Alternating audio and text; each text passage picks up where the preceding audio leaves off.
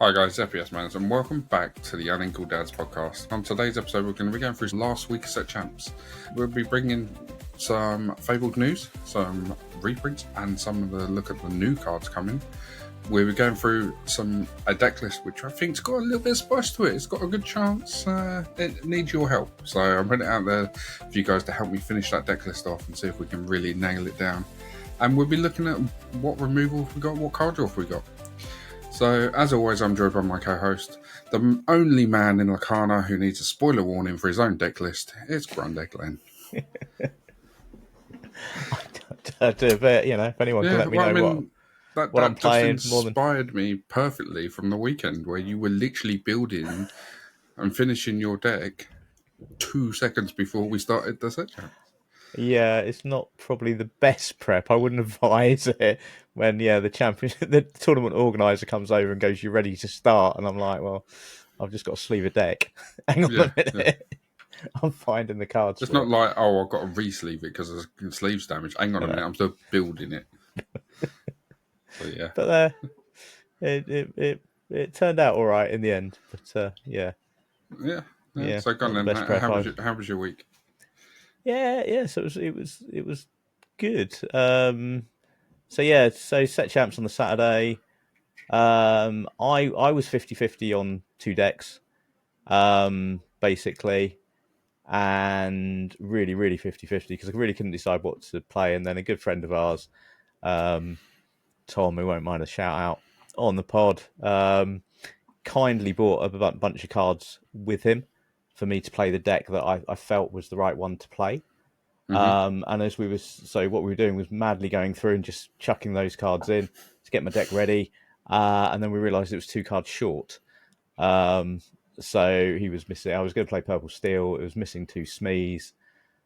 We shuffled through what cards we'd sort of got between us. Haven't really got a replacement for Smee.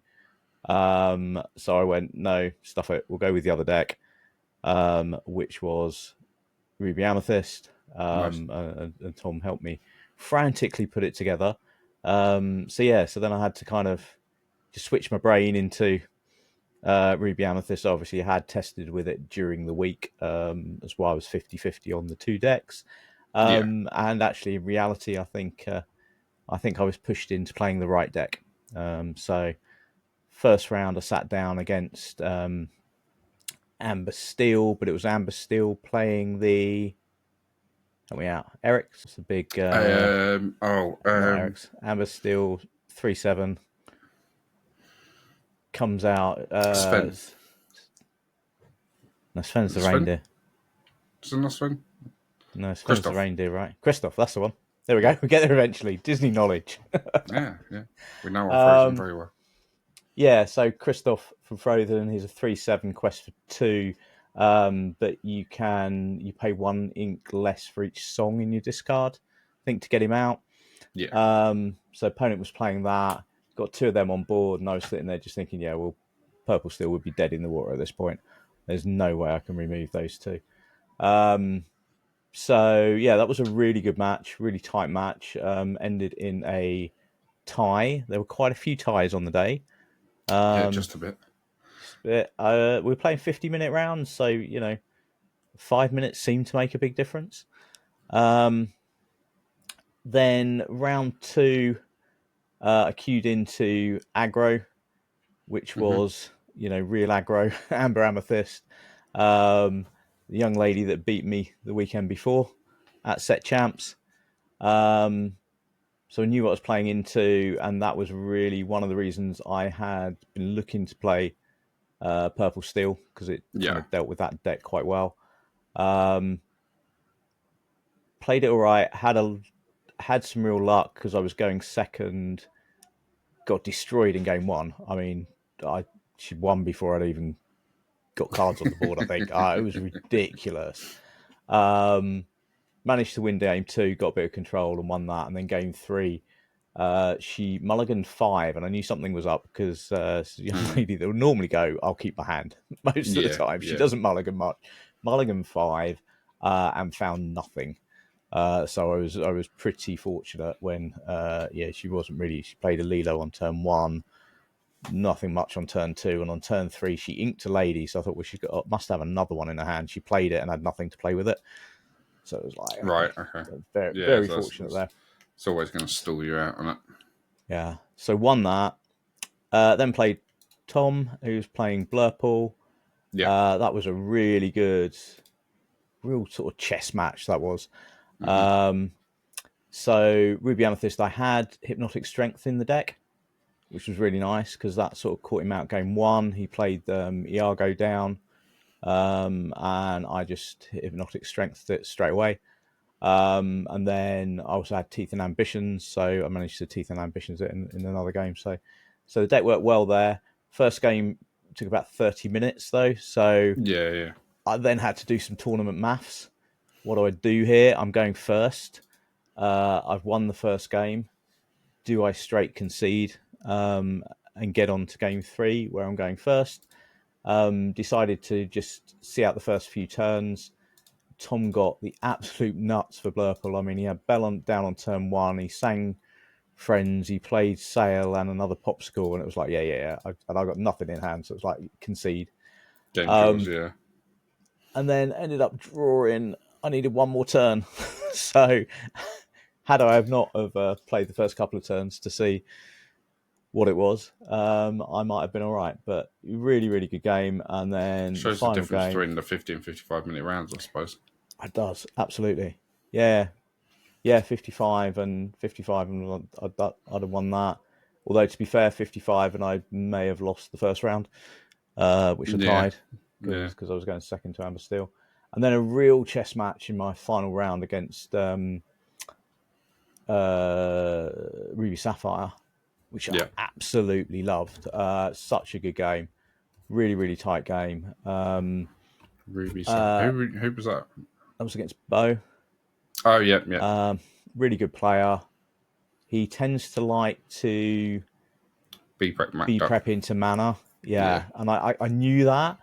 And again, my deck was ready for that because I was playing Maurice Fishhook. Mm-hmm. And he wasn't ready for that's nice. that. It gives you a one-shot mana option, doesn't it? Yeah, so I managed to do that first game. He did the B prep into mana, and I just dropped the Fishhook. Maui took out the mana, which he said at the time really wasn't expecting. No. And then game 2, I intentionally dropped the Fishhook early onto the board. Right, yeah. Because I thought, right, now this change has to change his mindset, right? Because he can't just go B prep mana on 11 because he knows the chance you can one shot it, so there's no point. So really good game. I won the first game. It was really, really tight, and I think we'd both done the maths and looked and said, well, I could only get to 18. Mm-hmm. Goat could possibly get me to 19, and that was it, and he could win next turn. But I managed to play. So Goat and Bounce would have done it, but I didn't have any Bounce in hand. But I managed to drop a Goat on the board. Yeah. Quest to 18, and then be prepared. And I had 2 goats down. So the B prep gave me two lore from both goats leaving. So it was really good. And again, there was no way we were going to get a third game in. Unfortunately, I think I played pretty solidly all day, but I made one horrendous mistake in the second game. It was getting very tight for time, and it actually looked like it would finish with me winning the match 1-0. I was on, so I've played this back in my head so many times, and now know what happened. I was on 5 ink at the start of the turn, but I hadn't inked. Okay. And I looked at my hand, and obviously looked at my ink, and trying to think about the clock and whether I want to play sort of defensively or aggressively. And then basically decided I'd play a goat out because I only got 5 ink, and then inked and passed my turn.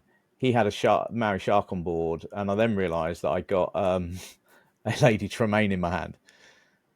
So I could have inked, cleared his Tremaine, Tremaine his Shark. So, and unfortunately, next turn he then sang Pirate's Life and B prepped. And he ended up winning the game on the last turn of turns. Yeah. So he wouldn't have See, done that that's had where I. the importance of taking 2 seconds It counting your is. It ink. is. You know, The one thing I was proud you of do though the is I same as me, don't you? You leave the ink facing upwards when you do. ink for turn as well, so Yeah. you can't So I even should have use the known. Should have excuse. known. No. But I did. I was pleased with the way I played. Other than that, throughout the day, and I definitely took on. I had it in mind from last week about Yeah, really focusing and about thinking about what my opponent might have going on in their head as well, and what they might be trying to do a little bit more than just focusing on my game. So yeah, I was pleased. I was just slightly frustrated at the end because had I not made that mistake, I'd have been facing off to yourself in the top four because it was a straight cut to top four. yeah, But yeah, bagged a Jafar, and even more pleasingly, so my granddaughter, Lily Rose, she got a Jafar as well. She actually finished in sixth ahead of me. I finished in eighth in the end. yeah. But that was That nice was because nice. I think she relaxed herself because I think she lost the first two rounds Yeah, and kind of had it in her head that was that done was and it. Done. dusted, Yeah. So she just kind of And the thing relaxed and was, there was chilled so out. many draws that she managed to bring it back. So Yeah, she did. So yeah, she lost her first two. I went undefeated and we ended up on the same points. sounds about right. There we go. But you went one further than us Yeah, all. yeah, it wasn't too bad. It was a good week. Obviously, Chris won the event. We'll go through. I've got his deck list. We can have a look at it in a sec. But yeah, to be honest with you, I'm struggling to remember exactly what I played because I'll give him a quick shout out. Everyone's going to know who he is. So there was a special where a friend of the podcast and someone I've known for a long time, especially managed to hit me up with a load of bulk. So my missus is starting a school club and he donated it basically all to the school. I have sorted through just over 9,000 cards this week. That's So a my lot of brain, cards. Lorcana-wise, is screwed. I'm struggling to remember even what I played at the weekend. But yeah, I know I was on Red Blue. Who did I play round one? So this is bad because I generally can't remember. I don't know the order. So I know I played Lily. I think I had Lily round one. I just hit everything I needed. I managed to ramp up, double ramp, get to Sisu and B prep, and I controlled the game. She won the dice roll on that as well, so she was unlucky. I hit the right cards at the right time for that. If I hadn't, she would have won both games. But yeah, I got Lily. I think it was round one. It was either round one or round two, and that was 2-0. It was 4 rounds, wasn't it? So round two. Yeah. I know who I played third round, so who did I play second round? I played... I can't remember. I'll have to come back. Third round, I played Amy, because we were the only two on 3-0. No, 2-0, sorry. So I won my first 2-0. Amy won hers 2-0 and 2-1, I think. So, and because of the amount of draws, we were the only two on 2-0. So we had to play each other. So we played each other, which I was a little bit gutted for because I wanted to meet her in the next round because then we both could have ID'd. So that way I knew she was getting into top 8 because she played extremely well. I managed to get it. She was playing Amber Steel. Again, I drew everything I needed. The deck literally did what it was designed to do, and I managed to get that 2-0 as well.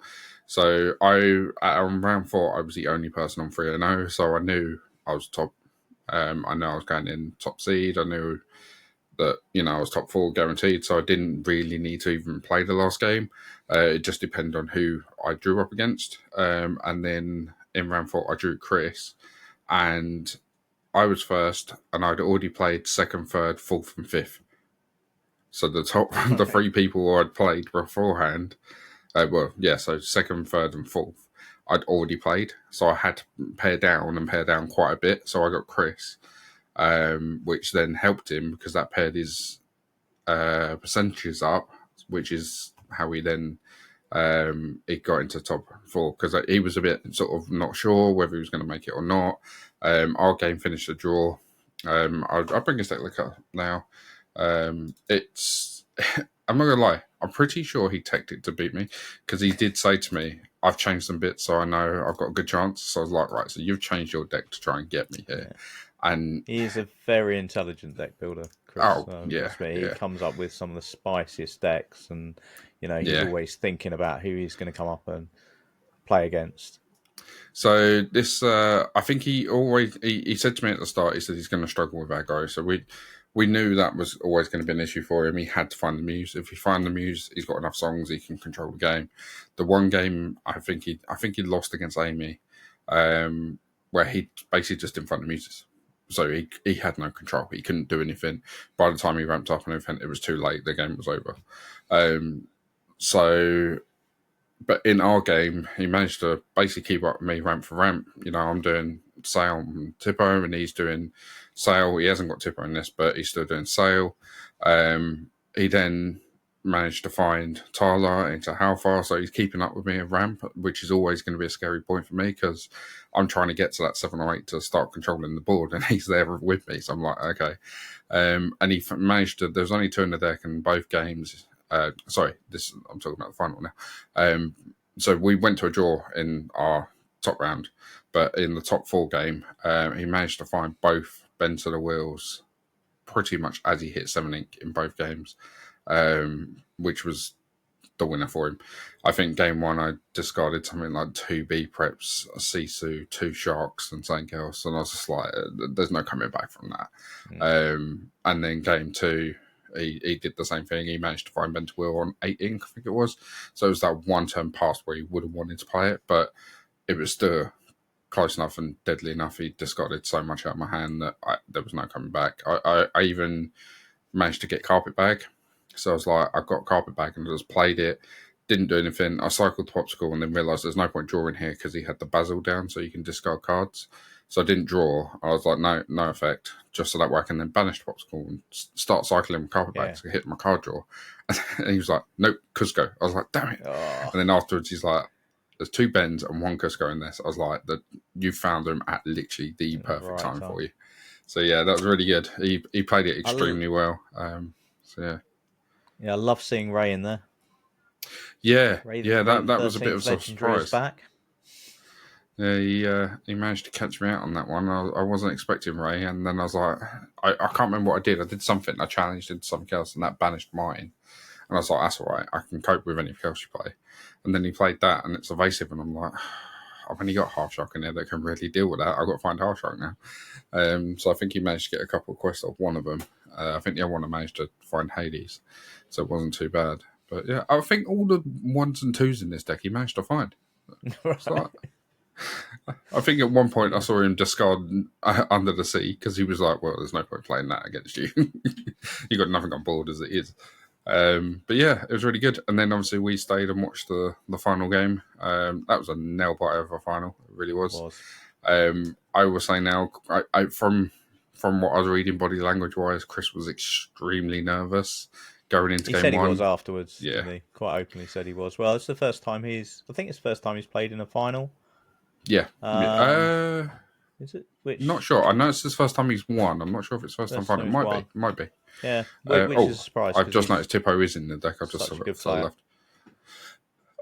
Yeah, like I said, it is surprising, and it does show that you need a good run on the whole day to be able to make these things and make it to the finals.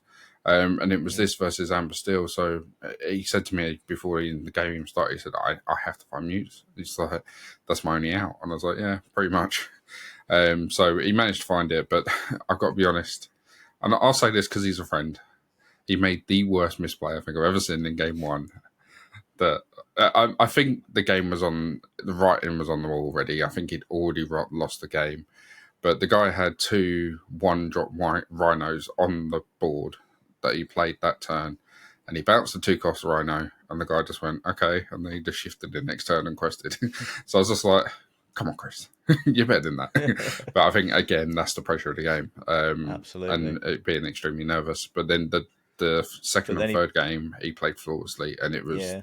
It really was. He balanced out later on. I mean, there was one particular play where he had 3 ink left. He had Mother Knows Best in hand.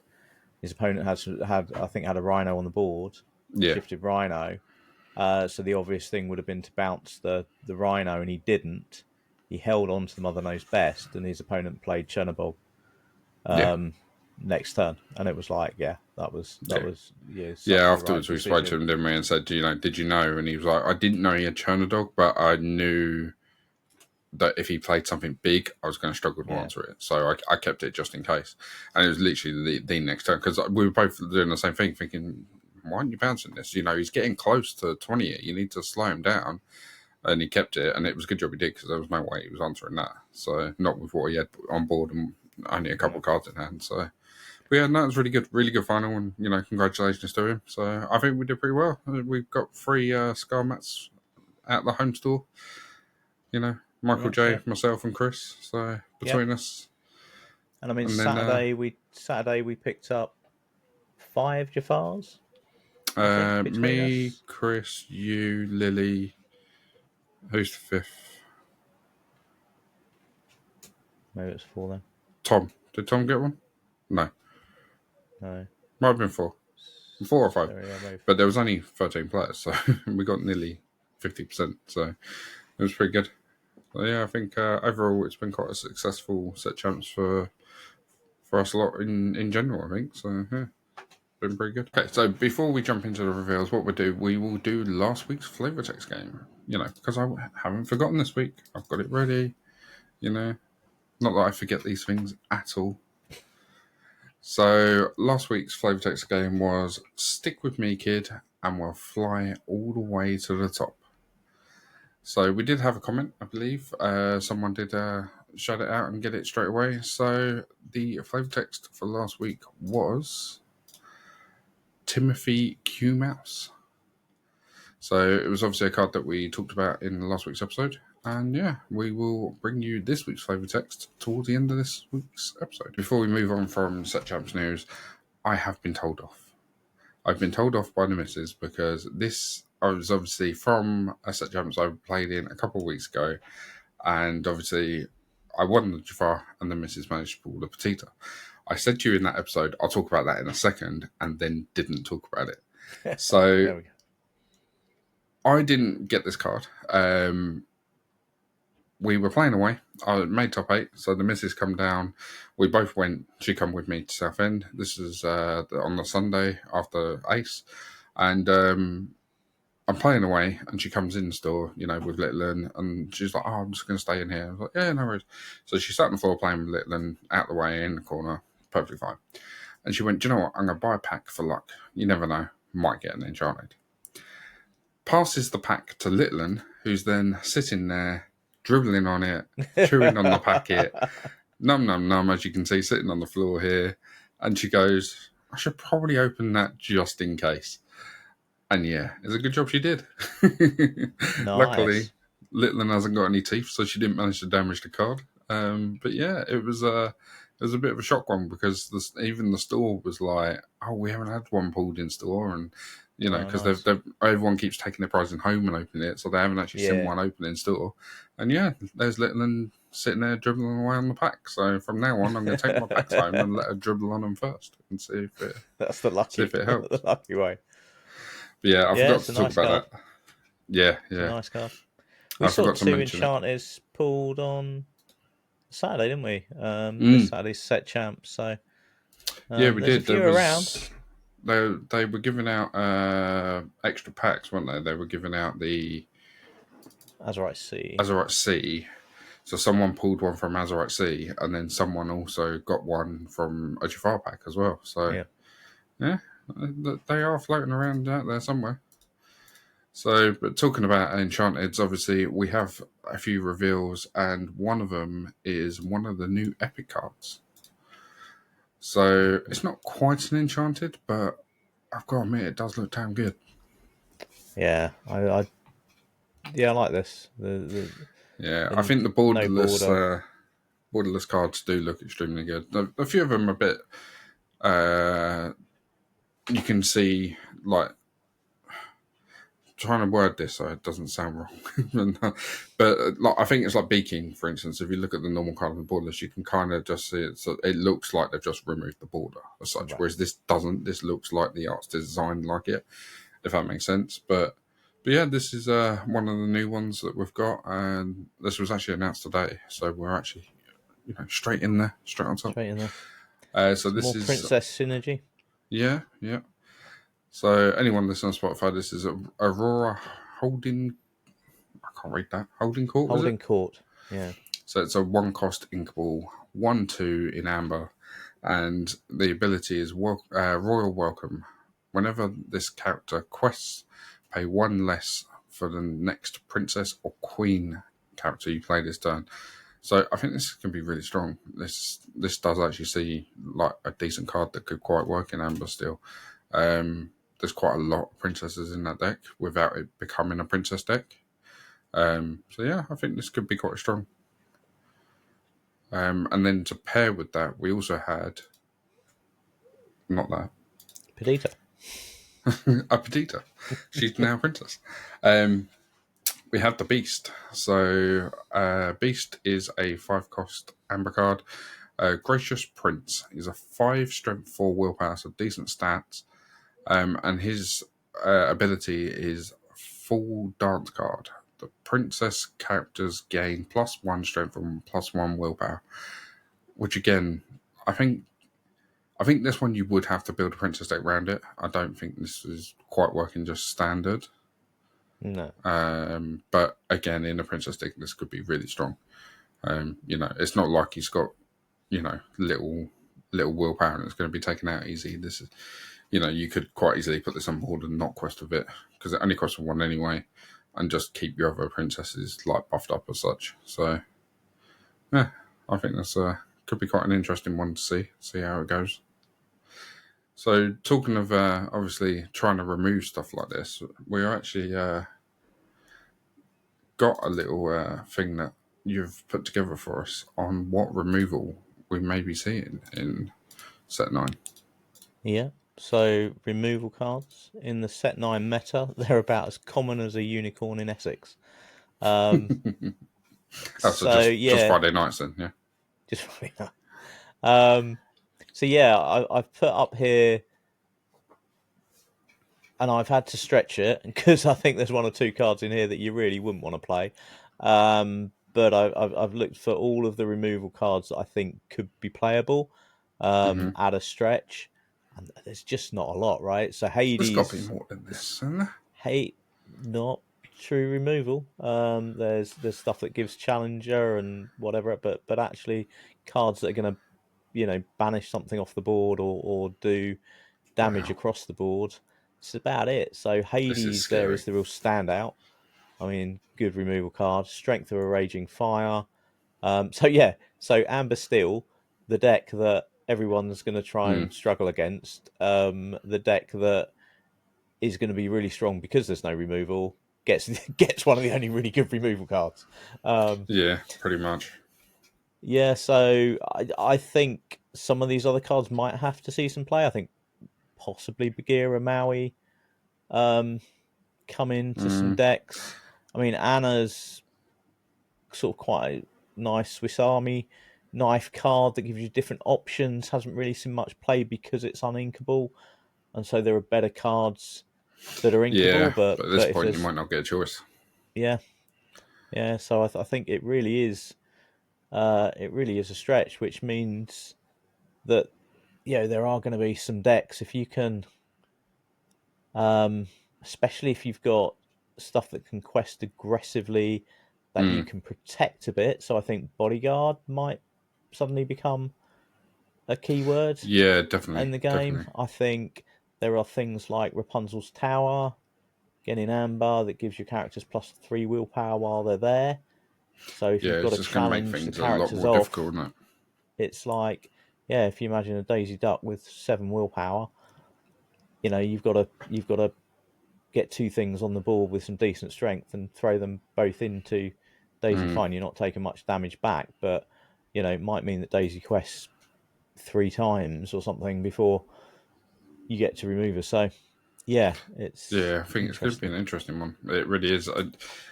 Obviously, we had announced tonight that B Prep isn't coming back, and I don't know. I feel like that's a mistake. I mean, I get that it is a highly, highly staple card in red, and because of that, that's one of the reasons they want to take it out of the game, because they want people to find other answers. But up against hyper aggro, what I see in front of me right now, I don't know what I would do. I mean, at the minute, I think green steel is probably your best option. You know, Yeah. you I might think the have one the I might ability have to send missed, some the stuff one back, I've but missed off of here is wrong lever. I think I missed that. yeah, So there's a few bounce that cards is a on here. So you've decent. got wrong lever, you've got Mother Knows Best. You know, there's a few odd bounce cards, but that's only going to put it back to the hand. And if it's a daisy, they're just going to play it again next turn anyway. So yeah, that's it is quite scary. It's definitely going to be different. It's going to take a big adjustment to see where we go with this. But no Yeah, more I long mean, draws. I mean, aggro's in, patience is out. So yeah, that's it. Yeah, I mean, the thing is with this is the only other thing that obviously we were worried about is the card draw element, because there's a lot of card draw that's gone. So getting to the card you need is going to be a lot harder. You know, it's like, I think we've got the card draw options here that you've put together for us as well. And as you can see, there's a lot of purple, which is, it should be. You know, Amethyst is, you know, it is the card draw archetype. That is what their deck does. But it really again, doesn't leave you much options, you know? no, and again, it's not necessarily good card draw, right? So there's a number of cards here that have been around for a while but haven't seen any play. Yzma hasn't seen any play. You know, it's not the Yeah. greatest of card draw. It's got to come down. It's got to survive a turn. Now, less removal, it Yeah, is more more likely to likely to survive. survive a turn, and therefore that and Pinocchio are more likely to be able to draw you cards. But yeah, a lot of these are not great card draw options, but No. this is what we've got outside of what I haven't included here is like songs that replace themselves, Yeah, because yeah. they're not technically they're not giving you hand advantage. You're just replacing the card. So there's quite a few of those Yeah, available. like do something, draw a card sort of thing. Yeah. But yeah, not a lot. I mean, drawing a card feels like finding a 50 quid note in your old coat pocket, you know. It's sort of rare and life changing if you can actually draw some cards. Yeah, yeah. Which does make what Finders Keepers probably the strongest card draw on here. You I know, would it's say going to give pretty you three much. cards, and Yeah. Beyond the Yeah. Horizon, they're probably the two strongest. And even the library becomes weaker because you haven't got There's no Broom and removal. Chernobog. You know, Yeah. so yeah, and you've got to throw it in, throw something into something else. Yeah, this could be really interesting. I think Genie is obviously one of the standout ones. He's always going to be good. So Genie's obviously going to be up there. There's going to be so much evasive around. I don't know how well Pinocchio will do, but like you say, Yzma never seen play really at all, and that could actually be Could one be. of the best card draw Yep. for And Amethyst. You know, it's Clarabelle doesn't do a lot if your opponent can't draw any cards. but this is it. You know, and Cloudbell's great if their opponent's playing purple. If they're not, you know, you could potentially not be drawing anything. Yeah, this I think we're going to be I going guess into an interesting map. Cheacher might be an interesting card again. If no removal, she just sits there. Yeah, the thing is, I don't think Blues struggle for card draw as such, because you've still got the search card, so you've still got develop, you've still got Azurite Seed, you've still got Vision and Future, so you've still got options. There's still 12 cards there that either draw you one, get you to look top two, or look at the top five. So it's going to give you options to find what you need. So you might not have 4 or 5 cards in hand, you might only have 2, but they're going to be 2 cards you need instead of 2 ones that you don't.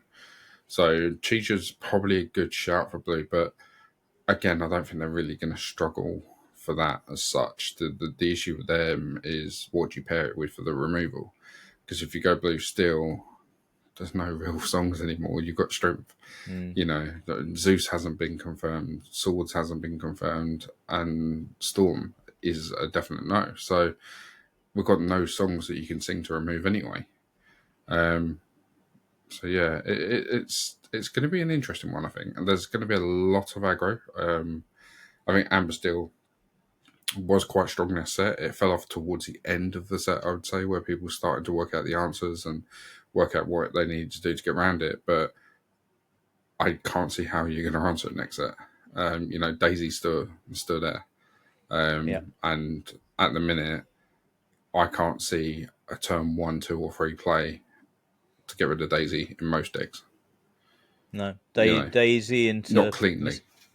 Into Mr. Arrow as the new Smee, into Lady playing out another Daisy or something with no removal. Yeah, because I think you obviously got the Madame Medusa here, and you still got the Queen. Is it the Queen of Hearts? The one that when it's got damage. The Queen of Hearts. So that's a possibility in Ruby Amethyst to take out a Daisy. That clears a Daisy quite nicely, quite cleanly. You can bounce another, so you can deal with it. But again, it's challenged. There's no, like you said, there's no hard removal. I think if out of order here was the 5-cost one, Dragonfire. If that was Dragonfire, as much as it's uninkable, you'd probably run 4 Dragonfires in most red decks. But there's no way you're running 4 out of order. 7 ink, we've been so used to paying 7 ink to be prep, and now it's 7 ink to get rid of 1 card. Yeah, game's over by 7 ink, isn't it? If you're playing against aggro. So, the Madame Medusa is an interesting line because it takes out the Piglet. Which is nice. So if they play the Piglet on 2, if you play the Queen, you play the Madame Medusa, do 2 damage to the Queen, put 2 damage on the Piglet, takes out the Piglet, the Queen then goes up to a 4/4, and then can take out the Daisy and still live because it's got 3 damage on it. Then so that you can't damage the Piglet. You can only bounce it. You not damage. Oh, you bounce it. It's not like Teeth. It's 2 damage to your own bounce card of theirs. So you can get rid of it in a sense. You can slow them down. That's right. But but even bouncing it means you can basically you can clear their board. But like I said, there's no clean way of dealing with it at the minute. Not that anyone's found. But going from the fact there is so little card draw, I've come up with a little experiment that obviously we want the viewers' help with here. Because is discard going to be the answer to most of these decks? Because it's going to answer most things, because you can't play it if you don't have it in hand. And you've got Under the Sea, so that helps with aggro. With the new Power Line Shift, the Power Line Singer 4, and the Max Goof Singer 5, you can actually Under the Sea on turn 4. Nice, yeah. So that's going to help with aggro. The issue is, when you look at this deck, card draw. You got Hefflumps and Woozles, which only replaces itself, and you're welcome, and then you'd have to sing it on your own thing. So currently, there's not much card draw in here. This is where I'm stuck. Obviously, this is where we're putting it out to you guys. Come give us a hand. See if we can get this Christmas deck up and running in time for Christmas. Well, the 9 weeks before September, where everything's going to change. But definitely looks interesting, though. I sat there, built it, and I was like, no, this should work really, really well. And literally put it in Discord, talking to a couple people, and I was like, what do you think? And someone went, where'd your card draw? And I was like, good point. Yeah, that's the only thing. If you want to find specific answers like Under the Sea, Undermine. Most things is a 4 off, so the consistency's there. It's just, you're going to be able to find things. The issue is, are you finding the right things? We've got a few more cards to be printed just as yet. Are there any song slots left in green or red? All actions are gone. There are no more actions. And Improvise does draw cards, so maybe that's something we could put in instead. It basically just replaces itself, but I suppose if the deck's consistent, it shouldn't be an issue. The Donald does actually draw a card, so the Donald could be an option there. But apart from that, we're basically waiting for 3 more characters. One of these, I think we know. I don't know whether the Pegasus... Is Pegasus on here? No, I don't see it. Because we've only had the Epic announced, not the normal one, so we don't know its rarity yet, so they haven't put it on here. So Donald Duck could be interesting. So Yeah. in a meta where no one's got card draw, your opponent's going to be loath to remove it because it's giving them a card as well, which But then potentially in a discard means deck, you could potentially get rid of it before they get to yeah, use it. yeah, and Yeah. then you're ticking over your 2 law return. So Yeah. might be interesting. Donald's got a good chance, yeah. Donald and Improvise, I think, going in that deck could help. So I've got to have a look at that. Ruby, again, no actions left. We're just down to 2 characters. I don't mind Agrabah coming back. I was looking at this the other day, and it's like it's 5 strength, 2 willpower. Quest for 2, sorry. But 5 willpower is not going to be easy to remove. No, It's like we don't have Maui anymore. There's no Fox. There's no Crab. This isn't going to be easy to remove. And if it is, you're going to have to be putting some actual cards into this. It's not like a one shot anymore. This is going to be a 2-card combo to deal with a 3-cost inkable card. So this, I think, in red, that could be the new mana. That could replace mana. that'd be Could good be to quite see good. some new locations, right? Because we haven't seen. Locations have been pretty much the same for a while, haven't they? The ones that Yeah, get played, and everything else just sits in the binder. So yeah, it'd be good to see yeah, some that's definitely got locations an coming option out. there. So yeah, so we're waiting for those few last bits to come out and let us know whereabouts we're going to be playing. But a couple of cards we wanted to have a quick mention of, which we think could definitely be seen play. One of them is just to help out Amber Steel, because I feel like Amber Steel doesn't really have enough. It's lacking something. So Havanala. Havanala, that is a steel 2-cost uninkable 0/2 quest for 2. While this character has no damage, she gains +1 law and +1 resist. So Okay, so we're going to take away your Smee and then give you yeah, something potentially even stronger. yeah. I mean, you can't hit with it, but it quests for free. So I think I know which one I'd rather have. Yeah, I think I'd rather than so play Smee on turn 2 other than this. yeah, Questing Daisy for into free on turn 2 is Nala, not into easy Lady to deal and with. Nala. And then the other one that we definitely think is going to be seen play, mainly because I'm going to try and make it see play, is the new Shift 4 cost shift Max Goof. So this is a 6-cost inkable in Emerald. Shift 4 is a 4/5, so again, massive stats on him. It's going to be difficult to remove. Whenever this character quests, you may play a song card or which costs 4 or less from your discard for free and put it at the bottom. So that sudden chill you can sing on to. You could play You're welcome. your. Oh yeah, that's a good point. Play Welcome for free. Sudden chill for free. It's annoying it's not 6 because Pirate's Life would be broken, so I understand why not. Mother's Knows Best. You can play it, get rid of Bounce Tank, then have this, do it again. So there's so many options, Yeah, and you're going to gain 2 law while you do it because it's on quest. So, so nice. yeah, It's it's a quite a really powerful nice card, I card. think. It's a card I'm looking forward to seeing in the flesh. Actually, I think a I think this is foil going to get an version of Enchanted. this could be really smart. Yeah, I think it'll either get an Enchanted or an Epic. So talking on that, we actually have a little bit of what we think the last couple of Enchanteds will be, because they have been really sneaky with this set. So we've had Puzzle Theory, which I've actually got the pictures of the puzzle, so we'll have a quick look at them in a second. But in the trove, the dividers are the Enchanted. Yeah, Eye to Eye, Lilo, Mulan, Rafiki and Simba Circle as of well. Life, Yeah, Dumbo, and the one that we're still waiting to see, which is going to be the Mickey Steamboat Steamboat Willie. Captain or whatever it is. So yeah, Awesome. So hidden in plain sight. yeah, and then the Quella's on the pack, Eye to Eye's on the pack, and Mickey's on the pack. So they've literally just shown us the Enchanted before we even knew about it. We're all like, oh, look at that art on them. They look well good. So yeah, that was a sneaky one from them. It's a meta that I'm looking forward to. I have to say, I know some people have some concerns about it, and is aggro going to just be able to run away with it?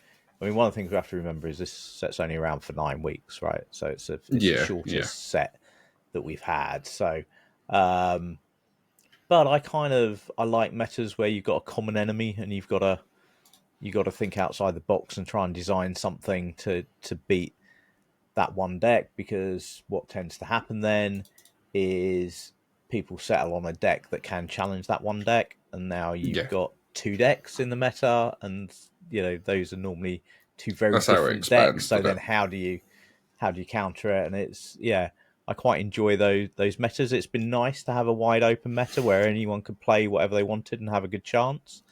It makes deck That's the building sort of meta easier. I struggle with because Yeah, yeah, what am I targeting? I like to play more controlled decks and target things, and so those wide open metas make that quite challenging. So yeah, I quite like the idea of a meta where I can pinpoint down to a couple of things and then watch it evolve over a few weeks. And then, as I say, we'll be quickly into the next set anyway, and you know yeah. what we know from the time that we've had in this game so far is they know what they're doing. Oh yeah, no, The next set will have stuff in it that will yeah, balance it back yeah. out again. It's for the good of the game. At the end of it, it's going to help the game. It's going to help it evolve to that next level. From what I can see, they're moving away from just outright card draw, like friends and stuff like that. It's like you're not just going to have a handful of cards anymore. If you want a handful of cards, you've got to work for it. You've got to play those cards that do stuff together, like proper synergize to be able to draw cards, or you've got to put something down, but make sure you're protecting it. You can't just slap a card down and get loads of cards. So I think it's moving into a more of a strategic thing. You're not going to have 5-6 cards to pick from in your hand. You might only have 2 or 3. It will take a little while to adjust to that, getting used to we've only got 3 cards in hand. So therefore, you have to make sure those inking decisions are going to become even more vital, because you might not see, even if you run in a 4x of something in your deck, you're like, oh, I've got 4 of these, I can ink this one. You might not see the other one because you might just physically not get deep enough through your deck to find it. So, but yeah, And I think going back to Saturday, as we said earlier, right, there were so many tied games. People sitting there with a fistful of cards, yeah, able to answer anything the opponent put down, and you're both just answering the board, which, as I said earlier, I enjoyed. Right, there were some really good matches. They were really intense, and but they were really long as well. We weren't getting yeah. results, so this is a little bit of a I let's think this reset is a little almost bit. like a break set sort of thing. It's like, right, everyone just enjoy this set, take, mess around, find some wacky ideas, and then we'll go again in 9 weeks' time. But the issue is, I've got Cardiff in this set. I've got to go play in the CCQ. So I need to narrow down what I'm playing, and quick. And by the looks of it, I'm going to be playing against a lot of aggro, because the chances are I'm not running aggro. I don't enjoy it at all. It's just not my playstyle. So chances are I won't be running aggro unless I get to the week before and still can't find an answer for it. Then I'll be like, well, if you can't beat them, join them. But until that point, I'm definitely not. So help FPS out. You've seen his sort of current deck list experimentation earlier. If you've got any thoughts for that, drop them in the chat. But have you got any thoughts for completely new decks? Combinations that we haven't talked about yet? Have you spotted some cards that might be the answer to aggro? Let us know. Pop those ideas in the chat and we can work on some deck ideas together. And while you're there, obviously remember to like and subscribe. It really helps the channel. We really appreciate it. Yeah. And if anyone wants to build a deck around this crazy play, that is the I'm going to call this needs to be in Blurple, I think. So I'm going to call this turn 6 OTK. So at some point in the game, crack down the Peter Paddo Shadow. Make sure he's got that down, which then gives all your rush characters evasive. Also, maybe next turn, make sure you got a Dumbo down. Brand new Dumbo, evasive, spend 1 ink, draw a card, gain a lore. That's great. So now your evasive characters can do this. Well, what better card to stick it with than Monstro? So you slap down Monstro on turn 8. Nothing's going to be removing that unless they Hades it or Maleficent Dragon. They are pretty much the only two answers in the game now to remove this on one hit when it's not exerted. And if they don't do anything, you gain law equal to your ink the next turn. Because you turn Monstro sideways, gain a law, draw a card. You turn Monstro sideways, you discard that card. You turn it sideways, you gain a law, draw a card. You discard that card, you ready him, you can turn him sideways. And you keep doing it until you run out of ink, basically. So yeah, you're not going to draw cards from it because you're going to have to discard every time to ready him, but you are going to gain law equal to your ink. So the higher your ink is, the more law you're going to get. And the chances are, if you do this and manage to get 9 law out of it, if you've not already got over the line, you pretty much will the next turn. So they have to then answer all 3 of these cards in the next turn. Otherwise, you're pretty much going to win the game. So yeah, bit of a crazy combo, but we've seen crazier ones. Yeah, absolutely. And this, I'd say in Blurple, these are 2 cards that aren't like out of there. They're not like, oh, you wouldn't play these. These are definitely playable cards in Blurple. Peter Pan. Now we don't have the fox is a little bit less useful, but it's still not bad. So still not bad. You know, it allows Monstro to take out a half shark. Exactly. And survive. Yeah. So you never know. I swear now, if I go to something and I get this happens to me, I'm going to be so annoyed. I'm going to turn up to Cardiff now. CCQ. I've quit. I've gone, no, I'm playing aggro. Turn up with aggro. And then this is what I face. No, you'll turn up, you'll destroy all your aggro matchups, and then and then lose to this combo.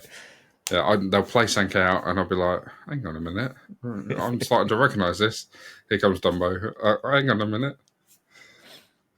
Yeah, well, technically, you could do it on 10 ink, couldn't you? Because you could do the Pan and the Dumbo on 8 ink, the Monster on 9, Quest for 10 next turn. Yeah. Yeah. It's deadly. You just got to wait until you get to 10 ink. So, it's not too bad. Aggro decks should be done, packed up and gone by then. So, you might be playing on your own, but... Yeah, pretty much. Yeah, I know you've got to 20, but just let me play the next few turns because I want to show you this combo. You've won the game, but just play this out for the next 5 turns just so I can show you this. Well, yeah, it's a good one. It's a good little one. And like I say, if anyone does come up with any ideas for the green-red deck, then drop us in the comments, let us know. I think Improvise could definitely go in, and the Donald could potentially go in, but we've got to work out what we want to take out for those. So yeah. So and if you could say, well, I was going to say, obviously, any other deck lists that you're working on, let us know. If you send us a spicy deck list that we like, we'll give it a mention, give it a look through on the channel. And have you got any questions you would like to ask a Lorcana judge? If you have, let us know. Let us know in the comments, or send us an email, or however you want to connect with us. But let us know what questions you would ask to a judge. They can be anything. If you've got a specific rules question, if you've got questions about what judges do or how to get the best out of a judge at a set champs or a DLC, then let us know, and we might be able to answer those in an upcoming episode. Yeah, no, definitely. So we would do this week's flavor text game. So this week I have one prepared. You see, I've been prepared.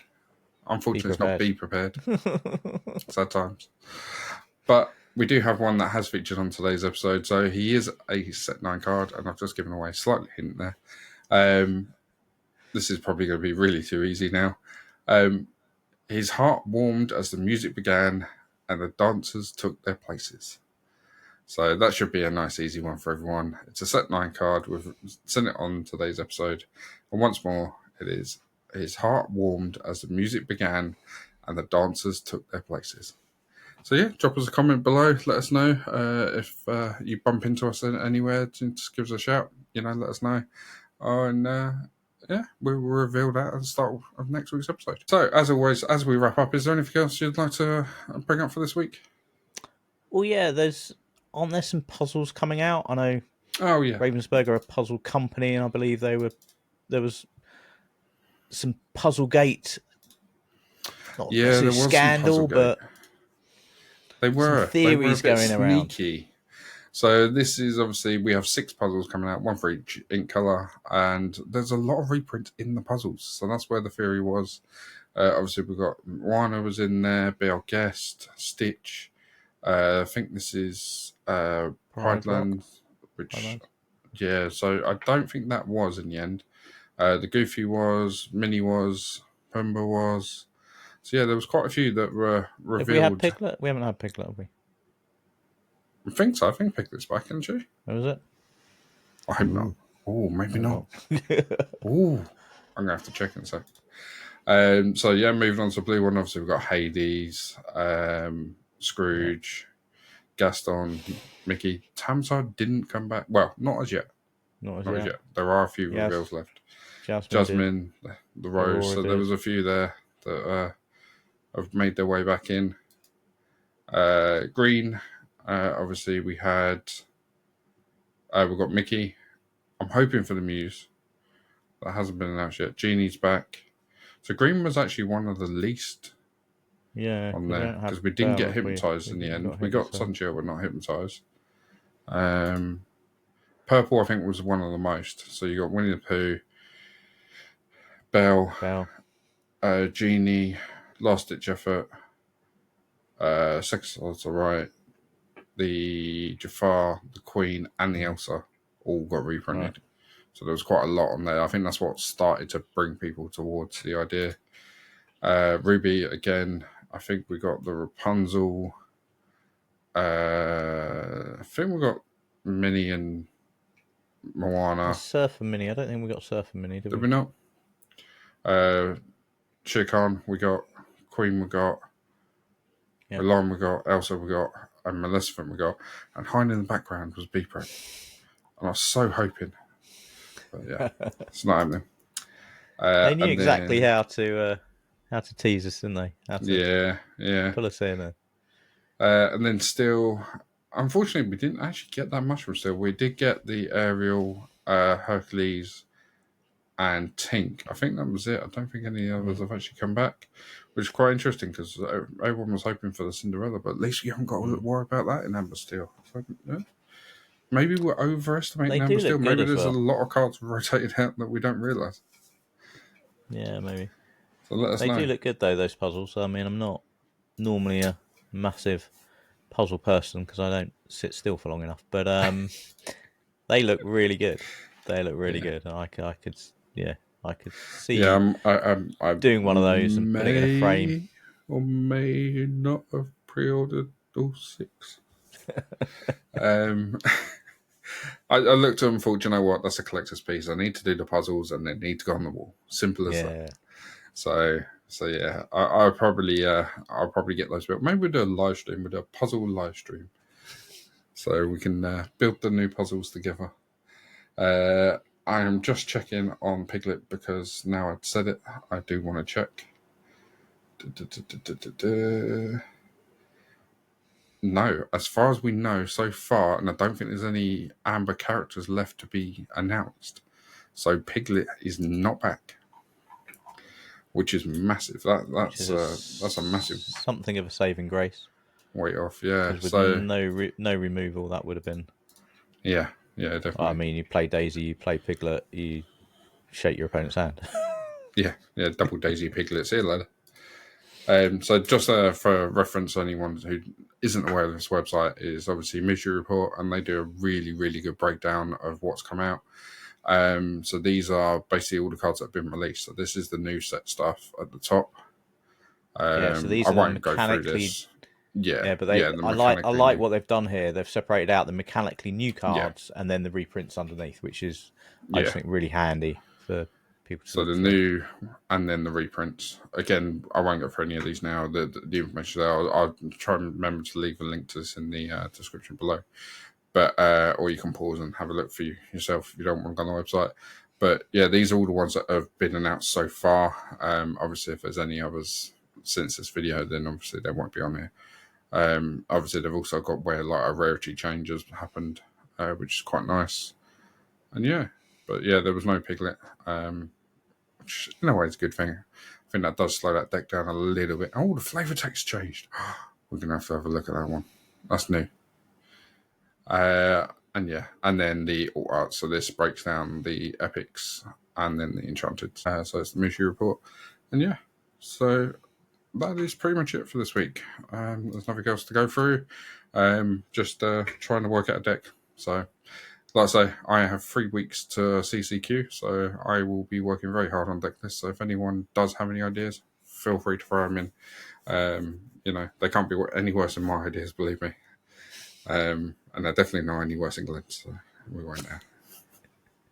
But yeah, so thank you everyone for watching and tuning in. So it is time to roll out that playmat. Pack away the dice. And remember, stay uninkable. See you next time. See you next time.